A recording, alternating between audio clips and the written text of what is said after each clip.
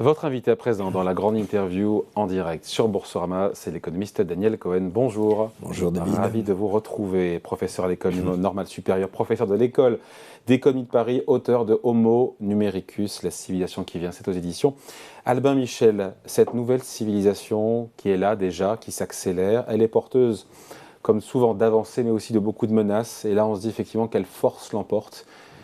Et vous n'êtes pas très positif.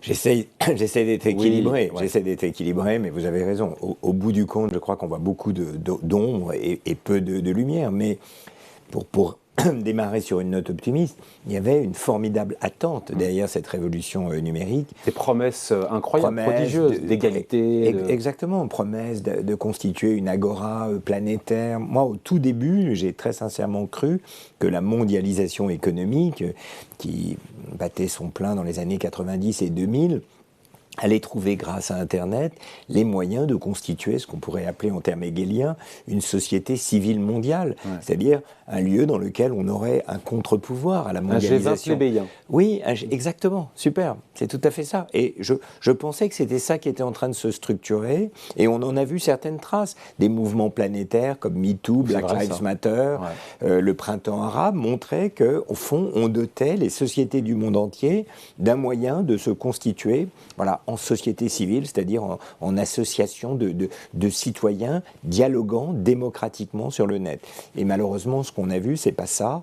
On a vu ça en partie, et ça fait partie du bénéfice. Et c'est positif, ça. Ça, c'est positif, parce que voilà, on peut s'exprimer, faire circuler des idées qui traversent les frontières, défendre des causes, qui renversent les totalitarismes. Mais ce qu'on a vu aussi, c'est quelque chose de profondément chaotique s'installer, de la post-vérité, des fake news. On a vu de la haine, on a vu de la violence, bref, quelque chose qui n'était simplement pas du tout prévu il y a encore 10 ou 15 ans. Quel est le portrait robot, encore une fois, de cet être numérique que nous sommes ? Quand vous le décrivez, on se reconnaît tous un peu dedans. Oui, bon, mais d'abord, il est profondément dans un rapport addictif à sa machine. On est tous en train tout le temps de palper nos vestes, nos poches intérieures. Un très bon livre a été écrit là-dessus, je l'avais reçu, c'était Bruno Patino, sur la civilisation du poisson rouge, sur le côté addictif, sur le fait qu'il y a des nouvelles maladies dont j'ai oublié le nom, mais comme quoi... FOMO, Fear of Missing Out, c'est-à-dire on est toujours inquiet de rater une information. On a toujours dans le livre de Bruno Patino une capacité d'attention de plus en plus restreinte. Oui, de la durée d'un poisson rouge, soit 7 secondes chez les nouvelles générations. Voilà, exactement. Il y a un grand prix Nobel, d'ailleurs je ne sais pas si on a eu le nom du prix Nobel là maintenant à l'heure où on parle, mais qui s'appelle Daniel Kahneman, prix Nobel d'économie, un psychologue de formation, qui a expliqué que l'humain raisonne à deux niveaux, ce qu'il appelle le système 1, qui est celui qui va vite, celui qui nous permet de traverser une porte sans faire des calculs de probabilité, en s'en remettant au fond à notre intuition courante, qui a beaucoup de préjugés pour se repérer dans le monde, et puis le système 2, qui est lent, c'est celui qui prend le temps d'écrire des choses, etc. On voit bien, et la sagesse, c'est cette articulation entre les 1 et les 2. On est dans le système 1. Et les réseaux sociaux nous maintiennent dans le système 1, c'est-à-dire dans l'ordre du zapping, de l'émotion, et donc on n'a pas le temps de réfléchir. Donc le portrait robot, c'est quoi ? C'est un être qui est impulsif, qui est... Alors, il a deux caractéristiques, je pense, qui sont... Il est anti-système. Voilà, il est d'abord profondément anti-système, c'est-à-dire cet être qui, en moyenne, s'exprime sur les réseaux sociaux pour aller vite, il est anti-système, c'est-à-dire que dès qu'il y a une figure de l'autorité qui dit « mais la science dit autre chose », on lui dit « va te faire voir, la science, c'est pour les idiots ». Donc il y a quelque chose qui se construit de cette manière, dont la source remonte sans doute aux années 60. La contre-culture des années des 60s était contre la verticalité de l'ordre du monde tel qu'elle s'exprimait à l'époque, qui était mandarinale, qui était patriarcale, qui était hiérarchique. Et dans les années 70, les pionniers de la révolution informatique sont inspirés de ça. Ils veulent un monde d'horizontalité, celui des Black Lives Matter, c'est-à-dire un monde où en effet tout le monde a une chance de s'exprimer. Mais il est aussi profondément libéral, donc il est anti-système. Et libéral, il a pris le meilleur de tous les mondes. Voilà. Et donc, exactement. Et libéral, ça veut dire quoi ? Ça veut dire qu'il veut s'auto-instituer. Il n'y a pas de médiateur, il n'y a pas de corps intermédiaire. Au fond, l'idée de Madame Thatcher qui est la société, ça n'existe pas, il n'y a que des individus, c'est ça qu'on retrouve. Et donc, vous dites n'importe quoi sur le net, il n'y aura pas une autorité pour dire je suis désolé, c'est pas comme ça que ça marche, apportez vos preuves. Vous dites la guerre en Ukraine a été déclenchée par des groupes pétroliers pour s'enrichir, vous allez sur le net, vous allez trouver 1 million de personnes qui pensent comme vous, et il n'y aura pas de modérateur. On ne va pas chercher une information, on va chercher des confirmations. Des confirmations de ce qu'on pense déjà. Voilà. C'est ça en fait le biais. C'est ça, c'est pour ça qu'on peut faire des fake news. C'est pour ça que la post-vérité peut s'installer. Si je vous dis quelque chose d'aberrant, vous allez me dire, mais je suis désolé mon cher Daniel, c'est pas vrai, il y a des études, comment vous réagissez à ce moment-là au rapport de X ou Y qui dit ça. Et il y a un débat, et au fond je suis obligé, quand je vous réponds, de me hisser au-dessus de ça me plaît pas et c'est comme ça. Non, je suis obligé de faire un effort, c'est ce que le grand philosophe Habermas appelait un espace public. On sort de sa condition d'être privé, du bourgeois qui est en nous, disait Habermas, pour parler le langage de l'universel. Et toujours cet Habermas dit dans les réseaux sociaux, ça marche pas comme ça. On reste dans l'ordre du privé. On ne hisse pas le ton de sa voix au niveau de l'universel. Chacun reste dans le monde de ses préjugés. C'est ça qui explique que ça a en grande partie dégénéré. Ouais, après, ce qui est vrai, c'est qu'on a accès, grâce aux réseaux sociaux, à un flux de données et d'informations immense. Ça, c'est un progrès. Donc, après, c'est qu'est-ce qu'on en fait? Voilà, c'est un progrès, mais il y a une étude récente qui a été publiée par la grande revue American Science qui montre que les fake news circulent 20 fois plus que les vraies informations. Et que quand il s'agit de fake news dans le domaine politique, c'est 6 fois plus que c'est 20 fois plus. C'est-à-dire on est dans un rapport de 1 à 100. Pourquoi? Parce que c'est fait pour ça. Les fake news, elles sont faites pour attirer l'attention, pour expliquer un tel a divorcé, la guerre se prépare. C'est ça qu'on cherche. Au fond, l'information est devenue une consommation. On rentre dans le grand magasin numérique d'Internet pour chercher des informations qui vous conviennent. C'est en ça que c'est libéral, c'est néo-consumériste, sauf qu'en l'occurrence, ce sont des choses précieuses, c'est ce qui fait l'aliment de la vie démocratique qui est complètement consumé comme n'importe quel autre, consommer comme n'importe quel autre bien. Je vous lis le paradoxe central de la société numérique, c'est dans le prolongement de ce qu'on dit là, c'est selon vous qu'elle fait naître une aspiration à la discussion ouverte, mais s'avère incapable d'organiser la confrontation nécessaire d'idées contraires. C'est exactement ce qu'on dit là. Voilà, exactement. Et pourquoi c'est pas possible? C'est stérile parce qu'en fait, ça vocifère. Ça vocifère et il n'y a pas, il n'y a pas d'avancement. Il n'y a plus les institutions. En fait, on se rend compte qu'entre la verticalité du monde ancien et l'horizontalité absolue du monde numérique, il y a des choses intermédiaires. Il y a des corps intermédiaires qui peuvent aider. Les communautés de savants peuvent aider à produire un bien public qui est un savoir vulgarisé, travaillé pour faire partie du débat. Les partis politiques ont complètement disparu. Or, les partis politiques sont des instruments très importants de la vie démocratique. Mais dans lesquels les Français ne se reconnaissent plus. Ils ne se reconnaissent plus, en partie à cause de cette culture du numérique. Donc, il faut réinventer les partis politiques, mais l'idée selon laquelle on peut complètement s'en passer, je crois, est très grave, parce que quand il n'y a plus de partis politiques, vous avez des gens qui viennent, qui crient, qui sont plus forts, Madame Mélanie, ce que vous voudrez un peu Bolsonaro, et ça donne au fond, des élus qui n'ont pas de programme. C'est surtout ça qui est embêtant. Qui n'ont pas de programme à l'échelle de la société. Ils viennent sur un coup de colère, sur un coup de gueule, et en fait, on ne sait pas pourquoi on vote, si ce n'est la détestation de ceux qui ne votent pas comme vous. Vous savez que certains vont vous traiter de ringard et de réac. Réac, je ne pense pas, parce que, au fond, cette protestation anti-système qui vient des 60s, c'est ma génération. Non, il va dire que vous défendez ce monde ancien, vertical. J'essaie de penser, d'abord, ce qui manque à cette société numérique pour produire ce qu'on attendait d'elle, et je pense que c'est des médiateurs. Et bon, après, en effet, j'ai un paragraphe où j'appelle « éloge de l'archaïsme », donc je revendique ce que vous dites. Je pense qu'on va trop vite en besogne quand on pense que les partis sont périmés, trop vite en besogne quand on dit que les syndicats sont périmés, trop vite en besogne quand on dit que les entreprises elles-mêmes sont périmées. Il y a besoin d'entreprises pour structurer un monde social. La tendance de tout sous-traiter, au fond, ce rêve d'avoir des entreprises sans usines et des usines sans travailleurs, je pense, est terrible pour la vie en société. Je pense qu'on a besoin de communautés de savants. Bref, je pense que la société ne peut pas toute seule s'auto-instituer. Quand elle essaye de le faire, c'est la prime à celui qui va crier le plus fort, qui va donc réussir à regrouper sur une base très étroite des gens qui le suivent, ses followers, et il n'y a plus de vie en société possible. Avec l'idée qu'il y a, on le voit bien, déferlement, parfois, souvent, de haine, de violence sur les réseaux sociaux. Aura-t-on un jour une conversation apaisée et philosophique Comment on tempère tout ça, encore une fois? Comment on régule? D'abord, ce qu'on vient de dire, je pense qu'il faut réguler. Alors, il y a plusieurs types de régulation. Par la loi, bon, on voit bien qu'il y aura toujours des limites. Par soi-même, essayer d'avoir un rapport moins addictif. Il y a beaucoup d'études qui ont montré que quand les réseaux sociaux, quand on demande à quelqu'un contre rémunération de se priver de réseaux sociaux pendant un mois, en fait, à la fin, il se sent mieux. Il y a des symptômes dépressifs qui disparaissent. Il est moins polarisé dans ses idées. Et après le mois de diète, il n'y retourne pas autant qu'avant parce qu'il est comme quelqu'un qui est sevré de la cigarette et d'autres. Et donc, il n'y retourne pas. Enfin, on n'imagine pas des politiques publiques qui vont donner de l'argent aux gens pour qu'ils arrêtent d'aller sur les réseaux sociaux. Non, mais c'est important de savoir, c'est comme arrêter de fumer. C'est arrêter de fumer, au fond, l'information que ça donnait le cancer, plus toutes sortes de choses comme l'augmentation des taxes, ça a marché. On fume beaucoup moins aujourd'hui dans les pays avancés, pas dans le monde, mais dans les pays avancés. Donc il y a quelque chose de cette nature.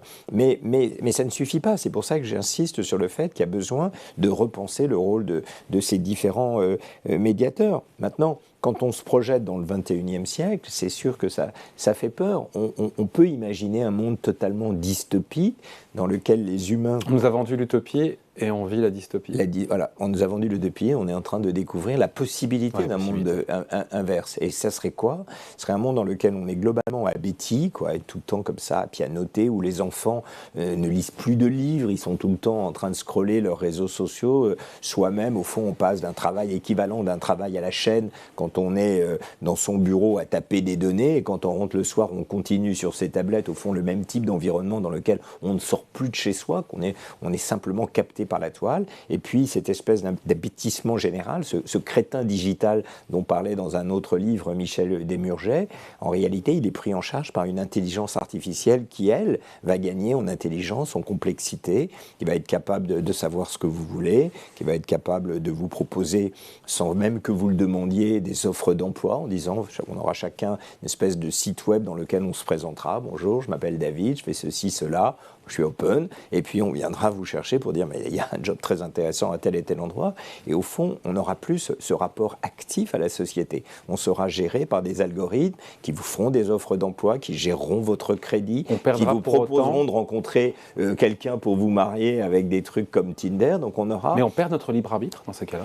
On ne perd pas notre libre arbitre, puisque c'est nous qui le décidons. Et c'est comme, est-ce qu'on perd son libre arbitre quand on devient drogué? Est-ce qu'on perd son libre arbitre quand on se drogue? Oui, bien sûr, parce qu'on est dans un rapport addictif. Ouais. Non, parce que personne ne vous oblige de le faire. Donc ce qu'il faut réfléchir, c'est à quoi il faut réfléchir, c'est quelles sont les sorties qui nous permettent de retrouver et ça ne donne pas envie, ce monde qui nous attend, là, franchement. Tel qu'il est décrit, je pense qu'il y a un risque d'abêtissement général dans sa vie intime, dans sa vie amoureuse, et aussi dans la vie politique. La montée du populisme, on va dire, pour simplifier, de droite, les Bolsonaro, les Mélanie, etc. Moi, personnellement, j'y vois une incarnation de cet être libertaire, anti-système. Aucune figure de l'autorité ne me dira jamais ce qu'il faut faire, et au fond profondément libéral, c'est-à-dire je ne veux pas d'impôts, je ne veux pas d'État, je veux un monde dans lequel on ne m'empêche pas de tirer à la carabine si je veux, c'est les Trumpistes, de ne pas mettre de masque si je ne veux pas, c'est les réactions ultra-libérales qu'on a pu avoir en France aussi contre l'ordre sanitaire, comme il était appelé. Donc oui, il y a quelque chose de profondément inquiétant. Bon, une fois qu'on a dit ça, il y a eu tellement dans l'histoire d'annonces dystopiques qui ne se sont pas réalisées. Le meilleur moyen que ça ne se réalise pas, c'est d'en parler et de mettre le sujet sur la table. Voilà, il y a quelque chose qui ne va pas. Ne faisons pas comme si on était dans le meilleur des mondes. Mais si la jeune génération se plaît dans cette situation? Alors moi, je reviens à mes corps intermédiaires. Pour les jeunes générations, je crois qu'il faut que les enseignants prennent la mesure qu'ils ont une bataille à mener, mais qui n'ont pas les moyens de la mener. C'est-à-dire le rapport à la lecture qui a fondé l'humanisme moderne. Enfin, l'Europe est devenue, au fond, la terre où l'humanisme qu'on appelait occidental, mais contemporain, s'est épanoui. En grande partie, c'est grâce... Donc, ça commence là, à l'école? Je pense, et ça commence, dans le cadre de l'humanisme européen, en grande partie, c'est lié à Gutenberg, c'est lié au fait que la lecture va devenir possible, on va pouvoir lire la Bible, le protestantisme né de ça, on peut lire la Bible sans aller à l'église, donc il y a quelque chose pour écouter le prêtre, parce qu'on sait lire, on a des Bibles bon marché, il y a toutes sortes de choses qui se sont faites autour de l'écrit. Mais si l'écrit disparaît parce que les jeunes générations ne peuvent plus lire de livres, ne ne peuvent plus faire l'expérience de rester soi-même seul avec un auteur qui pendant 3-4 heures va vous entraîner dans sa pensée. Si on n'est plus capable de ça, ça veut dire que l'être que nous avons construit en Europe et puis maintenant qu'on a diffusé dans le modèle démocratique dans le monde entier, si ça disparaît, c'est grave. C'est aux enseignants de reprendre la main. Comment? Peut-être en faisant des renoncements eux-mêmes. Peut-être qu'il faut sortir de l'idée que leur rôle, c'est d'introduire à la culture savante. Peut-être que c'est juste d'introduire à la culture écrite tout court, c'est-à-dire en trouvant des livres dans le patrimoine contemporain. Je pense à Harry Potter, tous les gosses qu'on a, je ne sais pas si vous en avez, mais ils ne lisent plus, sauf Harry Potter. Ma fille lit très très peu, voire pas du tout. La fille de Daniel Cohen qui lit Harry Potter, alors mais elle a lu Harry Potter. Ça part à volo, là. Elle a lu, mais moi j'ai été fier d'elle, elle a lu les 7 volumes ou 8, je ne sais pas, d'Harry Potter, comme ça, sans reprendre son souffle, pratiquement tous les jours, parce qu'elle était entraînée dans ce monde. Ben, ça me va. On va renoncer peut-être à Victor Hugo et on va passer à Harry Potter. C'est pas grave. C'est l'écrit, c'est la civilisation de l'écrit qui se joue là. Donc, il faut donner aux enseignants les moyens d'offrir une alternative aux réseaux sociaux et avec le goût de la lecture. Donc, vous voyez, on est loin de Victor Hugo ou Lamartine. Peut-être, on y reviendra plus tard. Peut-être que Victor Hugo et Lamartine, on le lira à 25-30 ans. Et ce qui compte, c'est qu'on garde un rapport à l'écrit qui fasse qu'on puisse s'isoler, on puisse mettre pendant le temps qu'il faut à la lecture d'un livre, pas des résumés comme ça où on ne comprend rien. Un vrai auteur qui vous amène de la première à la dernière page, des auteurs contemporains, sans doute beaucoup plus qu'on a fait par le passé. Relation à l'écrit, relation aux autres. Les réseaux sociaux étaient censés remédier à la solitude sociale, vous le mettez bien en avant, ils l'ont aggravé. L'individu est plus isolé que jamais. Pour vous, c'est le mal du siècle, la solitude. Oui, c'est comme le grand paradoxe. L'anomie sociale, je pense, c'est le mal de notre siècle, du 21e. Donc l'anomie sociale, c'est un terme qui avait été forgé par Durkheim pour expliquer la montée des suicides au 19e. Il disait, le suicide, c'est pas un phénomène psychologique, et il en donnait la preuve. Les gens qui allaient dans les hôpitaux psychiatriques ne sont pas les mêmes que ceux qui se suicidaient d'un point de vue sociologique. Par exemple, les femmes, à l'époque de Durkheim, allaient dans les hôpitaux psychiatriques, mais ne se suicidaient pas. Bon, il donne toutes sortes d'exemples comme ça. Donc il démontre que c'est autre chose que les troubles psychiques qui expliquent le suicide. Le suicide, c'est quand on perd le rapport à autrui, la théorie de Durkheim. Et on perd le rapport à autrui, c'est la solitude sociale. Et on est tout le temps connecté à autrui. Et l'autre chose, l'anomie, c'est, on perd la compréhension du rôle qu'on joue dans la société. Et en effet, le monde numérique, c'est la promesse de remédier à ce mal. Ce mal nouveau. Il n'y a plus d'usines, il n'y a plus de syndicats, il n'y a plus de partis politiques. Donc en gros, on est seul. Ouais. Et la promesse du numérique, c'est je vais vous arracher à votre solitude, venez, je vais vous donner des communautés électives nous-mêmes. On est connecté à tout le monde. Voilà, on est connecté, mais sur cette forme pathologique dont on vient de parler, c'est-à-dire on est connecté pas pour discuter avec autrui, mais au fond pour trouver des images du même. Les gens que je retrouve sur Internet, c'est les gens qui me ressemblent. J'appelle ça un moi collectif, c'est-à-dire des gens qui ont les mêmes préjugés, les mêmes a priori. On ne fait pas l'expérience de l'altérité, d'un rapport contradictoire avec autrui sur Internet. Donc en fait, vous restez enfermé dans un ghetto numérique qui est une image démultipliée de vous-même. De la société.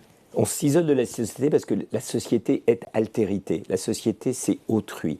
La société, c'est je ne sais pas ce que vous pensez. Je peux l'imaginer, mais pas totalement. Vous allez me prendre par surprise, vous allez me contredire. Et je vais grandir de cette rencontre, et j'espère vous aussi symétriquement. On va se hisser l'un et l'autre au-dessus de nous-mêmes dans la confrontation de nos idées. C'est ce que les philosophes appellent la raison dialogique. La raison ne vient pas toute seule. Elle vient dans un rapport contradictoire avec autrui. C'est ça qu'on n'a plus sur Internet.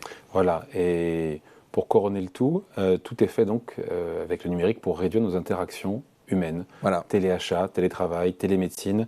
La digitalisation de nos vies a surtout conduit à une désintégration, je vous le dis, des relations sociales et à une déshumanisation. Voilà. Boum. En fait, on prend la corde là et on se pend. D'un point de vue économique, cette révolution numérique est une révolution industrielle comme les autres, comme la révolution de l'électricité, comme avant elle la révolution du charbon, comme avant elle la révolution de la charrue ou des engrais dans l'agriculture. Elle vise à gagner de la productivité, c'est-à-dire à faire en un temps toujours plus petit, court, ce qu'on faisait avant en 2 heures, on le fait en 1 heure, puis en 1 demi-heure, puis en 1 minute. Sauf qu'en l'occurrence, ce qui fait l'objet de cette transformation, ça n'est plus comme dans les usines ou dans l'agriculture, le rapport de l'homme à la matière ou le rapport de l'homme à la terre, c'est le rapport direct de l'homme à l'homme dont on cherche à réduire le coût des interactions. Donc en effet, tout ce que vous pourrez faire sur le net, le télétravail, la télémédecine, la téléconsommation. Qui nous a servi pendant la crise du Covid, pardon. Heureusement, qui nous a servi et qui nous a surtout fait comprendre pendant la crise du Covid à quoi tout ça servait. Toutes ces technologies, tous ces Zooms, ces Teams dont on ignorait totalement l'existence, ont montré qu'en réalité, ce que cherche à faire la révolution numérique, avec toutes ces technologies nouvelles, c'est au fond de créer des gains de productivité dans les services. Les services, c'est des relations de face à face. Je suis avec vous, on se parle. Évidemment, il y a beaucoup de gens qui nous écoutent grâce à ça, mais fondamentalement, un service, c'est un bien qu'on ne peut consommer qu'en la présence du client ou du prestataire. Le coiffeur, chez Jean Fourastier, je vais chez le coiffeur, il me coupe les cheveux, c'est un service. On ne peut pas faire ça à distance. Eh bien, il y a plein de choses qu'on ne peut pas faire à distance. Faire l'amour, rencontrer quelqu'un, c'est vrai, mais grâce à Tinder, on va optimiser, dans cet exemple que je reprends souvent, on va optimiser le temps de rencontre de quelqu'un. La télémédecine qu'on a découvert, dont on a découvert toutes les potentialités, c'est pas toujours mal, les gains de productivité, mais il faut savoir à quoi ils s'appliquent. Au rapport entre les humains. La télémédecine dispense d'aller voir son médecin, de l'attendre dans sa salle d'attente, c'est un gain. La seule chose qui m'inquiète, moi, c'est pas qu'on puisse faire de la télémédecine. Ce qui m'inquiète, c'est qu'on vous propose des solutions qui contournent le médecin. Moi, ça ne me gêne pas que mon médecin me dise un petit truc, vraiment pas besoin de venir, faites ci, on en reparle dans 2-3 jours, et si vous avez encore de la fièvre dans 3 jours, venez me voir. Ça me plaît. Au fond, personne n'aime aller dans une salle d'attente, attendre 2 heures pour finalement apprendre, vous avez une petite toux. Mais si les médecins devenaient progressivement dépossédés de leur savoir, de leurs compétences, qu'on vous propose des petites tablettes où on vous dit mais pas la peine d'aller voir le médecin, en plus c'est gratuit, etc., on rentre progressivement dans un monde de désintermédiation de ces institutions sociales que sont en l'occurrence le corps médical. Comment finit Daniel Cohen sur une note positive et optimiste, que cette discussion, qui j'espère est contradictoire pour tous ceux qui écoutent, mais il exagère, il va trop loin, ah oui, pourquoi pas, que cette discussion nous permette de reprendre collectivement possession de notre destin.